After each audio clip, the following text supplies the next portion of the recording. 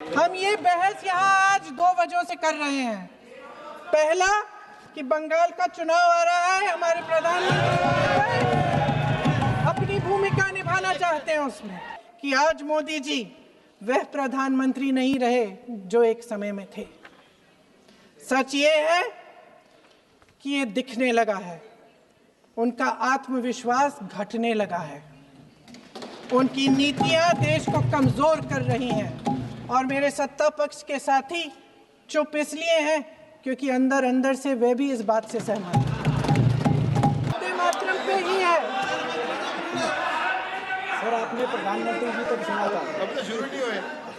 Sir भाषण बहुत अच्छा देते हैं लेकिन तथ्यों के मामले में कमजोर पड़ जाते हैं। बहुत कमजोर। हम तो देश के लिए हैं, हम देश के लिए हैं। आप चुनाव के लिए हैं, हम देश के लिए हैं।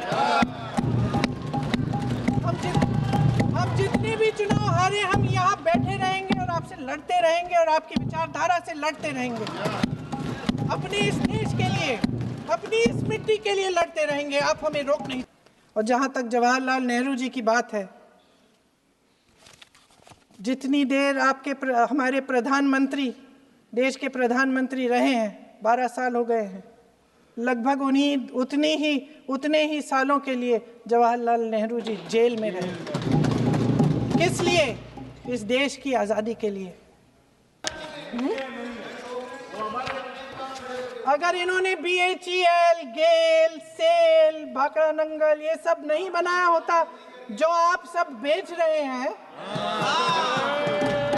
तो ये विकसित भारत कैसे बनता? और मत कहिए बात।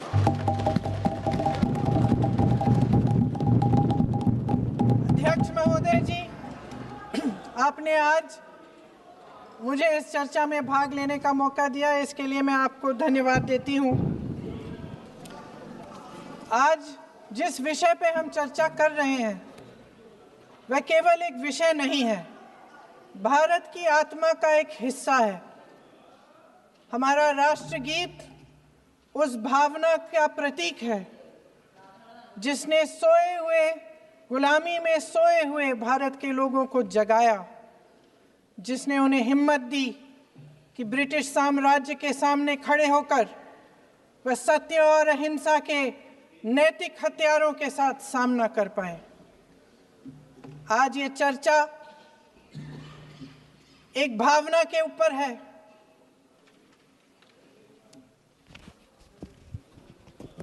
और जब हम वंदे मातरम का नाम लेते हैं तो वही भावना हमारे दिल में उजागर होती है। जब हम वंदे मातरम का नाम लेते हैं तो हमें उस पूरे इतिहास की याद आती है जो स्वतंत्रता संग्राम का इतिहास था, उसकी पीड़ा, उसका संघर्ष, उसका साहस, उसकी नैतिकता, उसका जो बल था कि ब्रिटिश साम्राज्य उसके सामने झुका। अध्यक्ष महोदय, वंदे मातरम उस आधुनिक राष्ट्रवाद की अभिव्यक्ति है जिसने भारत के लोगों को एक राजनीतिक और नैतिक आकांक्षा से जोड़ा, जिसने भारत के लोगों को एक साझा नियति के उत्तराधिकारी, एक साझा भविष्य के निर्माता के रूप में देखा। लेकिन आज की ये बहस मुझे कुछ अजीब सी लग रही है। जैसे मैंने कहा, ये गीत देश की आत्मा का हिस्सा बन चुका है। 150 सालों से देशवासियों के दिलों में ये गीत बस चुका है। 75 सालों से हमारा देश आजाद है, तो फिर आज इस बहस की क्या आवश्यकता है?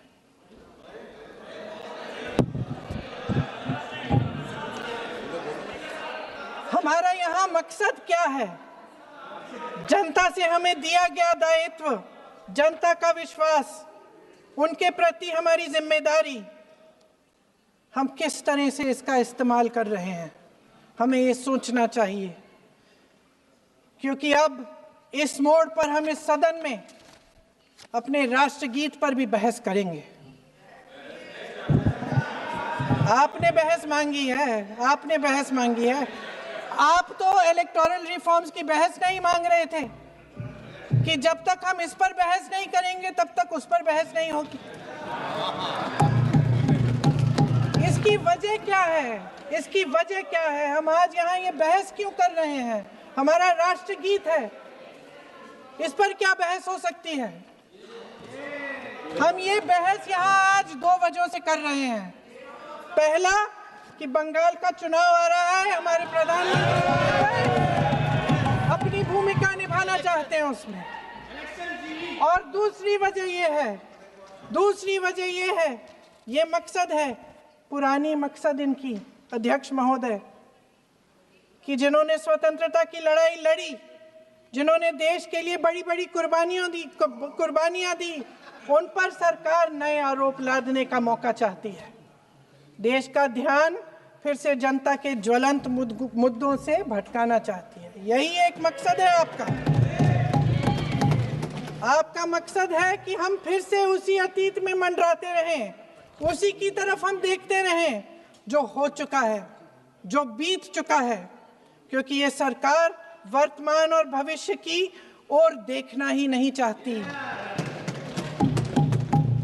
वे इस काबिल ही नहीं रही।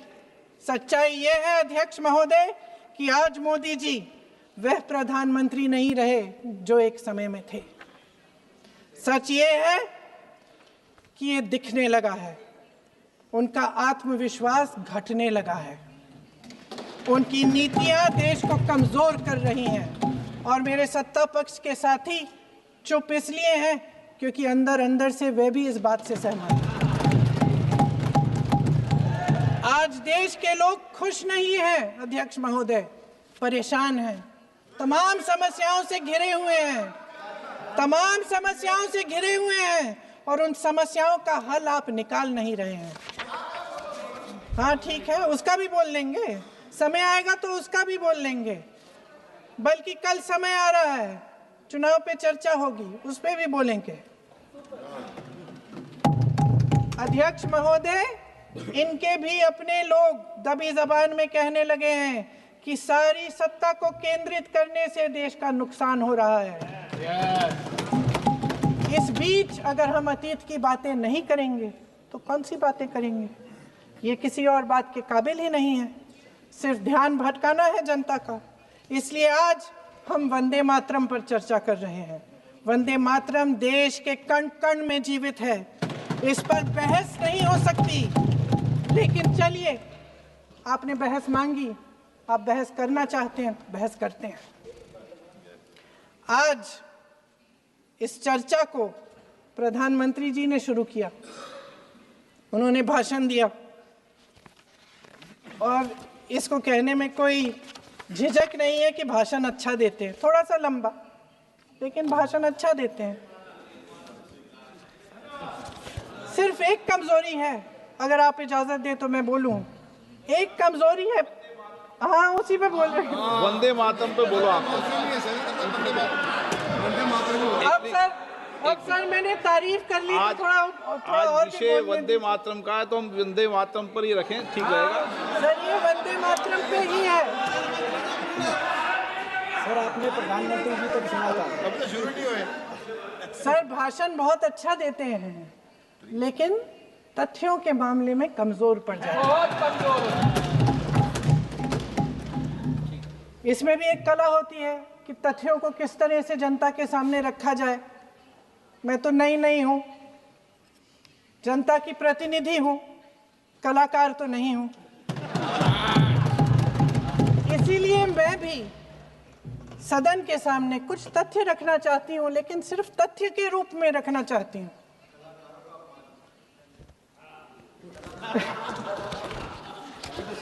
मैं उदाहरण दे देती हूँ। सर मांग रहे हैं सर वंदे मातरम के बारे में, वंदे मातरम की जो सालगिरह पे आपने एक बड़ा कार्यक्रम आयोजित किया था, उसमें प्रधानमंत्री जी ने भाषण दिया। उसमें उन्होंने कहा कि 1896 में पहली बार गुरुदेव रविंद्रनाथ टैगोर ने ये गीत एक अधिवेशन में गाया। उन्होंने ये नहीं बताया कि क्या कौन सा अधिवेशन था। महासभा, हिंदू महासभा का अधिवेशन था, आरएसएस का अधिवेशन था। किस बात से कतरा रहे थे कि ये कांग्रेस का अधिवेशन था। और उदाहरण दूं कि मैं अपना भाषण जारी रखूं। दे रही हूं, अरे दे रही हूं। जो वंदे मातरम की जो क्रोनोलॉजी है वो भी आप समझिए, जो असली क्रोनोलॉजी है। 1875 में महाकवि बंकिम चंद्र चट्टोपाध्याय ने इस गीत के पहले दो अंतरे लिखे, जो आज हमारे राष्ट्रगीत घोषित हुए हैं, मतलब जो घोषित हुए थे और जिसको हम आज अपना राष्ट्रगीत कहलाते हैं। ये पहले दो अंतरे लिखे 1882 में। 7 साल बाद उनका एक उपन्यास प्रकाशित हुआ, आनंद मठ। उस उपन्यास में यही कविता उन्होंने प्रकाशित की, लेकिन इसमें 4 अंतरे जोड़ दिए। 1896 में कांग्रेस के अधिवेशन में गुरुदेव रविंद्रनाथ टैगोर ने पहली बार ये गीत गाया। 1905 में बंगाल के विभाजन के खिलाफ आंदोलन के समय वंदे मातरम जनता की एकता की गुहार बनकर गली गली से उठा। गुरुदेव रविंद्रनाथ टैगोर जैसे महान स्वतंत्रता सेनानी इस गीत को खुद गाते हुए बंगाल की सड़कों पर उतरे। विद्यार्थियों से लेकर किसानों तक, व्यापारियों से लेकर वकीलों तक, हर कोई ये गीत गाने लगा। इस गीत की शक्ति को समझिए। ब्रिटिश साम्राज्य इसको सुनकर कांपता था और हमारे देशवासी इसको सुनकर वह मन बनाते थे, वह हिम्मत बनाते थे कि इस भयंकर साम्राज्य के खिलाफ सत्य और अहिंसा के नैतिक हथियारों को लेकर शहीद होने की तैयारी करते थे। ये गीत मातृभूमि के लिए मर मिटने की भावना को जगाता है। इस गीत की शक्ति ये है, इस गीत का हमारे देश से जुड़ाव ये है। लेकिन 1930 के दशक में हमारे देश में जब सांप्रदायिक राजनीति उभरी, तब ये गीत विवादित होने लगा। 1937 में, अब ये मैं दूसरा उदाहरण देने वाली हूँ, क्योंकि प्रधानमंत्री जी ने अपने भाषण में इसका उल्लेख किया और गलत किया, इसीलिए मैं इसके जो सच्चे जो तथ्य हैं वो आपके सामने रख रही हूँ। 1937 में नेताजी सुभाष चंद्र बोस कांग्रेस का अधिवेशन कलकत्ता में होने जा रहा था, उसका आयोजन कर रहे थे। तो जो मोदी जी ने पत्र सुनाया सदन में 20 अक्टूबर का, और कहा कि जवाहरलाल नेहरू जी ने नेताजी को ये चिट्ठी लिखी और ये कहा कि इस पर चर्चा होनी चाहिए। उससे पहले 3 दिन पहले नेताजी सुभाष चंद्र बोस ने पंडित जवाहरलाल नेहरू को एक चिट्ठी लिखी थी,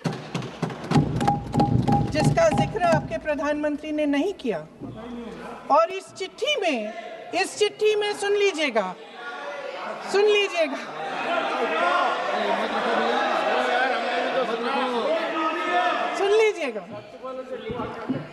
आप नेताजी के लफ्ज नहीं सुनना चाहते?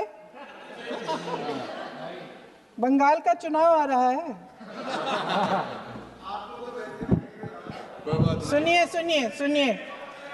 सुनिए। हाँ, कोई बात नहीं, हम तो देश के लिए हैं। हम देश के लिए हैं। आप चुनाव के लिए हैं, हम देश के लिए हैं। हम जितने भी चुनाव हारे, हम यहाँ बैठे रहेंगे और आपसे लड़ते रहेंगे और आपकी विचारधारा से लड़ते रहेंगे। अपने इस देश के लिए, अपनी इस मिट्टी के लिए लड़ते रहेंगे। आप हमें रोक नहीं सकते।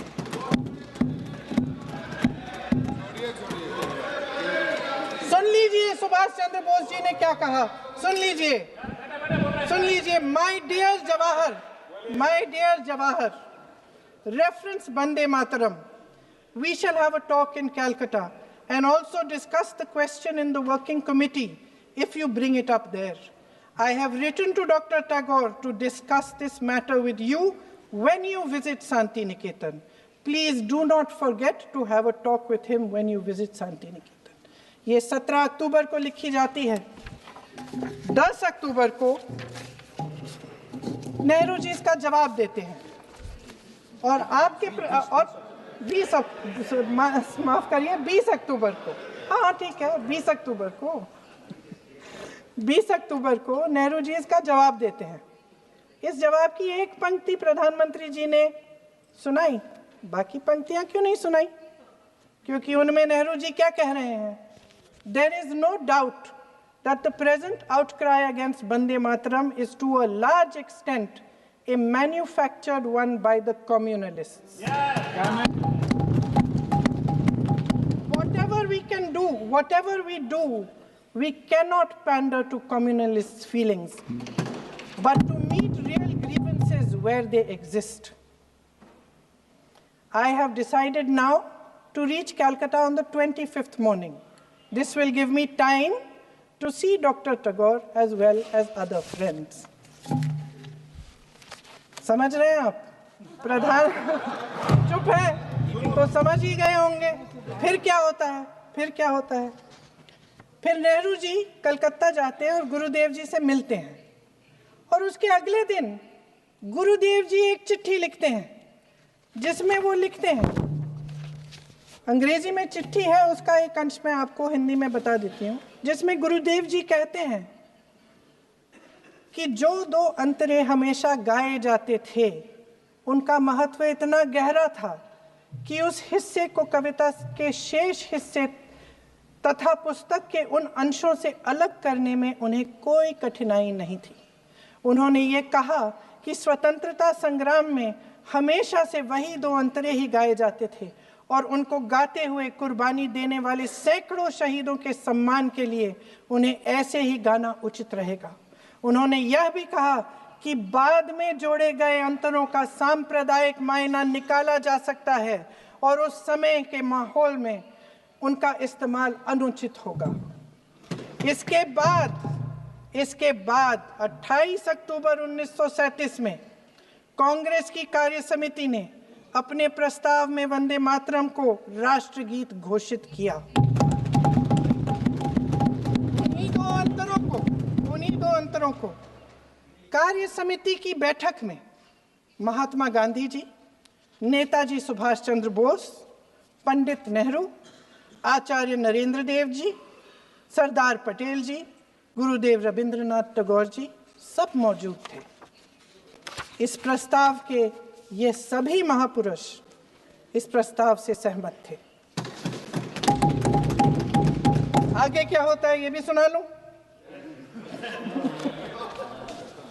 भारत की आजादी के बाद जब इसी गीत के इन्हीं 2 अंतरों को 1950 में डॉक्टर राजेंद्र प्रसाद जी ने संविधान समिति में भारत का राष्ट्रगीत घोषित किया, तब लगभग यही महापुरुष मौजूद थे। इनके साथ साथ B.R. अम्बेडकर जी भी सभा में थे और इनके साथ साथ मेरे सत्ता पक्ष के साथियों के नेता श्री श्यामा प्रसाद मुखर्जी भी मौजूद थे। वही 2 अंतरे राष्ट्रगीत घोषित किए। किसी ने कोई आपत्ति जारी नहीं की, कोई आपत्ति नहीं जताई। वैसे इन तथ्यों के साथ जुड़ा एक और तथ्य भी है जो मैं यहाँ पे आपके सामने रखना चाहती हूँ। आज हम अपने राष्ट्रगीत पर बहस कर रहे हैं, लेकिन हमारा राष्ट्रगान भी एक कविता का एक अंश ही है, एक लंबी कविता का एक अंश है। और इन दोनों राष्ट्रगीत और राष्ट्रगान के अंश को चुनने में सबसे बड़ी भूमिका गुरुदेव रविंद्रनाथ टैगोर की थी। वंदे मातरम के स्वरूप पर सवाल उठाना, जिसे संविधान सभा ने स्वीकार किया, न सिर्फ उन महापुरुषों का अपमान करना है जिन्होंने अपने महान विवेक से ये निर्णय लिया, मगर एक संविधान विरोधी मंशा को भी उजागर करता है। क्या सत्ता पक्ष के हमारे साथी इतने अहंकारी हो गए हैं कि अपने आप को महात्मा गांधी जी से, रविंद्रनाथ टैगोर जी से, राजेंद्र प्रसाद जी से बाबा साहब अम्बेडकर जी से, मौलाना आजाद जी से, सरदार पटेल जी से, सुभाष चंद्र बोस जी से बड़ा समझने लग गए हैं। मोदी जी का अपने भाषण में ही कहना कि राष्ट्रगीत को एक विभाजनकारी सोच द्वारा काटा गया, उन सब महापुरुषों का अपमान है जिन्होंने अपना पूरा जीवन इस देश की आजादी की लड़ाई में झोंक दिया। वंदे मातरम को विभाजित करने का आरोप लगाकर आप पूरी संविधान सभा पर आरोप लगा रहे हैं, उसके हर एक नेता को दोषी ठहरा रहे हैं। यह हमारी संविधान सभा और हमारे संविधान का खुला वार है। और जहां तक जवाहरलाल नेहरू जी की बात है, जितनी देर हमारे प्रधानमंत्री देश के प्रधानमंत्री रहे हैं, 12 साल हो गए हैं, लगभग उतने ही सालों के लिए जवाहरलाल नेहरू जी जेल में रहे। किस लिए? इस देश की आज़ादी के लिए। उसके बाद 17 साल के लिए प्रधानमंत्री रहे। आप बड़ी आलोचना करते हैं इनकी, लेकिन अगर इन्होंने इसरो नहीं बनाया होता तो आज आपका मंगलयान नहीं होता। अगर DRDO नहीं बनाया होता तो तेजस नहीं बनता। अगर IIT और IIM नहीं बनाए होते तो हम आज IT में आगे नहीं होते। अगर एम्स नहीं बनाया होता तो हम कोरोना की जब बड़ी चुनौती का सामना कैसे करते? हाँ, वही बना रहा है, नहीं बना पाया कुछ भी। इसका मतलब है इस मुद्दे का जवाब नहीं है आपके पास। अगर इन्होंने BHEL, गेल, सेल, भाखड़ा नंगल ये सब नहीं बनाया होता जो आप सब बेच रहे हैं, तो ये विकसित भारत कैसे बनता? और मत कहिए बाकी। पंडित जवाहरलाल नेहरू इस देश के लिए जिए। सुन लीजिए, चलो यार, और बाकी भी बेच देंगे। पंडित जवाहरलाल नेहरू इस देश के लिए जिए और देश की सेवा करते करते उन्होंने दम तोड़ा। फिर भी सुन लीजिए, मेरी एक सलाह ले लीजिए। सर, मैं आपके माध्यम से सलाह दे रहे हैं। अब छोड़ना नहीं। सर, मैं आपके माध्यम से एक सलाह दे देती हूँ। हमारे प्रधानमंत्री महोदय 12 सालों से इस सदन में हैं, मैं मात्र 12 महीनों से हूँ। फिर भी छोटी सी सलाह है। उन्होंने अभी हाल ही में चुनाव था, कुछ महीनों पहले उन्होंने एक सूची निकाली थी कि विपक्षी दलों ने और विपक्ष के नेताओं ने कितने अपमान किए हैं इनके, और उसमें शायद 90-99 ऐसे उन्होंने अपमानों की सूची बनाई थी। तो मैं उनको एक छोटी सलाह देना चाहती हूँ कि नेहरू जी से जितनी भी शिकायतें हैं, जितनी भी गलतियाँ उन्होंने की आपके जहन में, जितनी भी गालियाँ देनी है, जितना भी अपमान करना है, उसकी भी एक सूची बना दीजिए। नहीं, बात खत्म नहीं है। 999 अपमान, 9,999 अपमान, सूची बना दीजिए।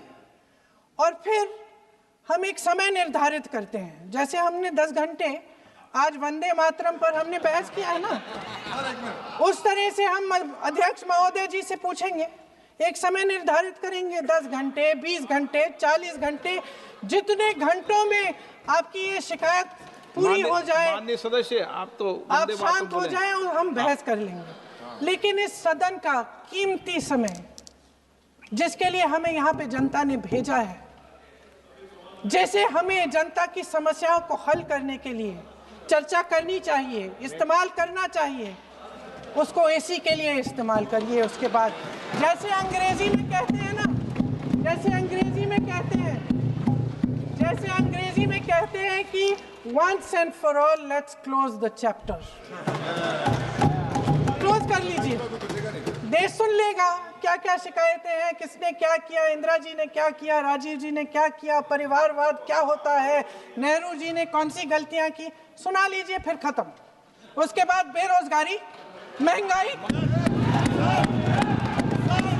महिलाओं की समस्याएं, जो पीएमओ में हो रहा है उसकी बातें, उसकी चर्चा, जो बैटिंग ऐप के बारे में हो रहा है पीएमओ के अंदर, आप जो माननीय एफसी सदस्य प्लीज जो एफस्टीन वंदे फाइलों मातरम में में बोलें। आपके मंत्री महोदय के नाम निकल आए हैं, माननीय उसकी चर्चा सदस्य प्लीज करेंगे। आप वंदे मातरम में बोले। आप इधर उधर डाइवर्ट मत हो।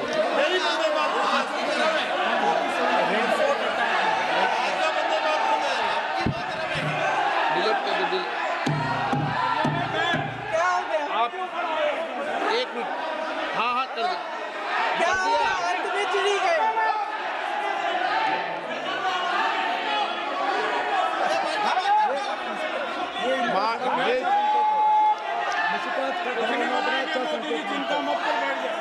बहुत बढ़िया। माननीय आगे सदस्य एक मिनट। माननीय सदस्य आगे बढ़ो आप महोदय, आगे वंदे बढ़ो। मातरम पर सार्थक चर्चा करें। ठीक सर, इधर उधर सर, बात डाइवर्ट मत यही हो। थी सर, संक्षिप्त में बात यही थी कोई डाइवर्ट नहीं कि होना हम चाहिए अतीत अपन में को। बातें करते रहते हैं। माननीय सदस्य नहीं, आप बिना तथ्यों के कोई बात नहीं करें। आप वंदे मातरम पे बोले उचित रहेगा।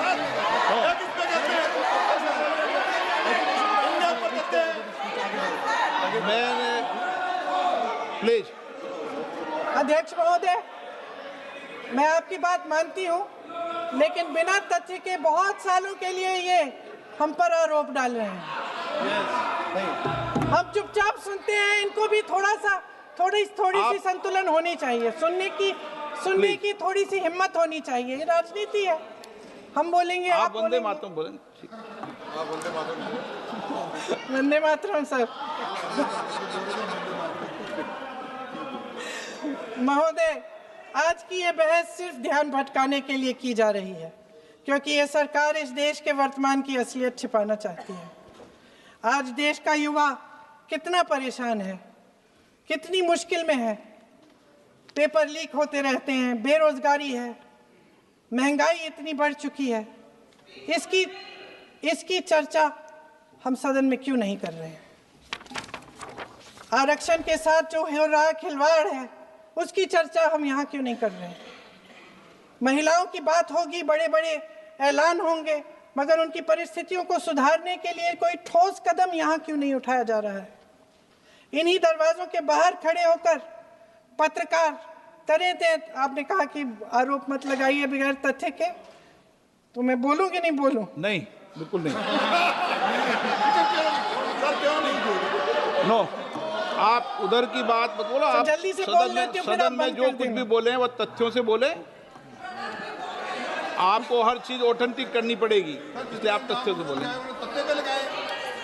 अच्छा सर, बड़े बड़े शहरों में प्रदूषण है, लेकिन हम इस सदन में बैठकर सिर्फ छोटी छोटी बातें करेंगे।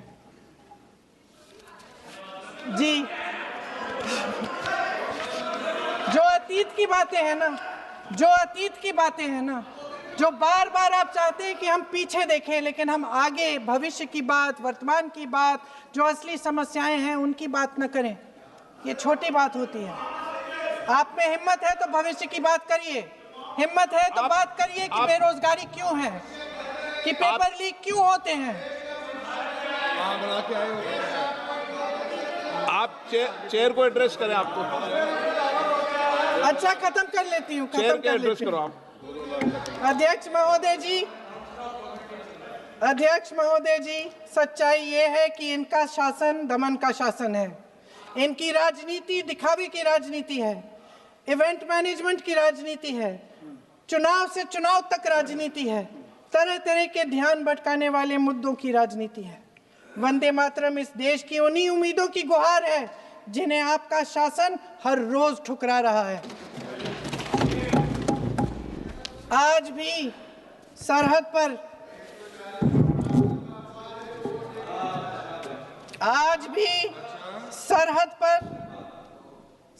पर जवान जब दुश्मन का सामना करता है तो उसकी छाती में वंदे मातरम गूंजता है। आज भी जब हमारा खिलाड़ी अंतर्राष्ट्रीय खेलों में जाता है तो उसके दिल की धड़कन में वंदे मातरम होता है। आज भी इस देश के करोड़ों देशवासी जब अपने राष्ट्र ध्वज को फहराते हुए देखते हैं तो उनकी जबान पर वंदे मातरम, वंदे मातरम, वंदे मातरम आता है। कांग्रेस के हर एक अधिवेशन में 1905 से लेकर आज तक सामूहिक तौर पर वंदे मातरम गाया जाता है। आपके अधिवेशनों में गाया जाता है कि नहीं, ये बताइए। अपने देश की आत्मा के इस महामंत्र को विवादित करके आप एक बहुत बड़ा पाप कर रहे हैं। इस पाप में कांग्रेस पार्टी शामिल नहीं होगी। ये राष्ट्रगीत वंदे मातरम हमेशा से हमें प्यारा है, हमेशा से हमारे लिए पवित्र रहा है और हमेशा के लिए हमारे लिए पवित्र रहेगा। धन्यवाद।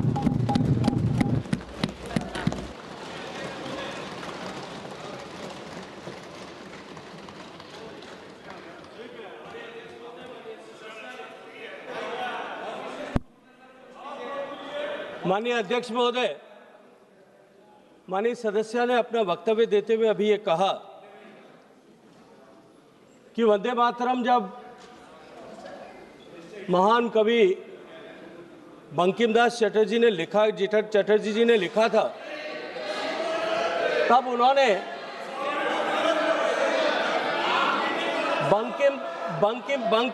बंकिम चटर्जी ने, चट्टोपाध्याय जी ने लिखा था, जब इन्होंने बंकिम बाबू ने जब वंदे मातरम लिखा, तब उन्होंने 2 टुकड़ों में उसको अलग अलग जगह पर लिखा था। उन्होंने ये कहा कि 1875 में उन्होंने केवल 2 स्टैंजा लिखे थे और बाद में 1882 में 7 साल बाद में उन्होंने उसके बचे हुए 5 स्टैंजा जो है उसके बाद में लिखे थे। मेरा अनुरोध समय बोल सकते हैं प्लीज, कि वे वो जवाब नहीं दे रहे। इसको ऑथेंटिकेट करें कि वो ये सूचना उनको कहां से मिली है। का समय है और बोल सकते हैं, क्योंकि बंकिम गवेषणा केंद्र नौहाटी जो है, जो बंकिम बाबू की जन्मस्थली पर बना हुआ गवेषणा केंद्र एक इन्वेस्टिगेशन सेंटर है जो शोध केंद्र के रूप में काम कर रहा है। वो ये कहता है कि बंकिम बाबू ने पूरा वंदे मातरम एक बार एक ही साथ में लिखा था। इसको माननीय सदस्य ने जो अपने वक्तव्य यहाँ दिया है उसको वो ऑथेंटिकेट करें कि ये सूचना उनको कहां से मिली है, ताकि ये सूचना करेक्ट की जा सके। अभय कुमार सिन्हा।